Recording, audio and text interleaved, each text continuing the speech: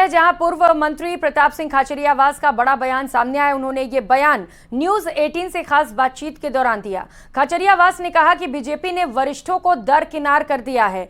जिन नेताओं ने जमीन पर संघर्ष किया उनकी जगह पार्टी नए चेहरों को आगे बढ़ा रही है। बीजेपी को इसकी कीमत चुकानी पड़ सकती है। उन्होंने ये भी कहा कि बीजेपी ने मस्जिदों के निर्माण की खबरें फैलाई और जनता को बरगलाकर चुनाव जीत गई। सुनिए।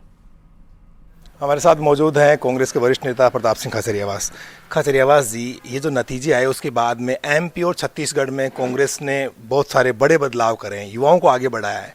राजस्थान में आप किस तरह की ज़रूरत महसूस करते हैं?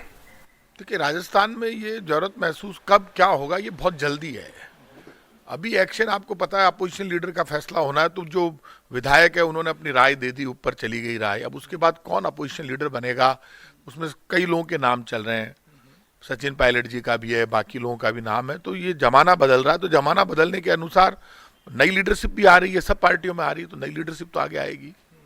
पूरा होमवर्क हो गया होगा आपका। कांग्रेस पार्टी क्यों हारी? 69 सीटें, एक सम्मानजनक स्कोर तो है, लेकिन आप सत्ता की दहलीज तक नहीं पहुंच पाए।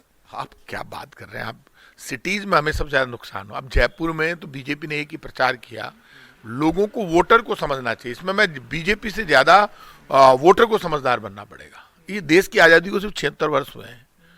हिंदू मुसलमान सिख ईसाई यहीं रहते हैं। आप बताओ, मैं खुद मिनिस्टर था, राजस्थान में कांग्रेस की सरकार थी, लोग जाके कह रहे हैं भाई साहब यहाँ मस्जिद बन रही है, तो 5 साल में तो मस्जिद नहीं बनी।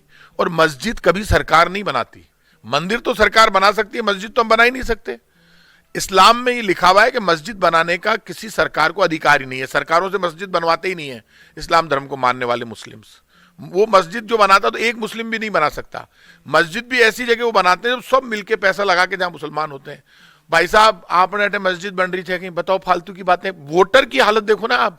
5 साल जो सरकार हमारी थी, तो मस्जिद कहां बन गई सरकारों ने। मैंने जैसे सिविल लाइन्स में लगभग 20 करोड़ रुपए मंदिरों का काम चल रहा था। जब मैं चुनाव लड़ रहा था तब 37 मंदिरों का काम चल रहा था। वो दिख रहा है उनको, मंदिरों का काम चल रहा है। मस्जिद कहीं नहीं बन रही थी, ना बनने वाली थी। और वो वोटर होशियारी कर रहा है। तो जब वोटर ही होशियारी कर रहा है तो हम क्या करें?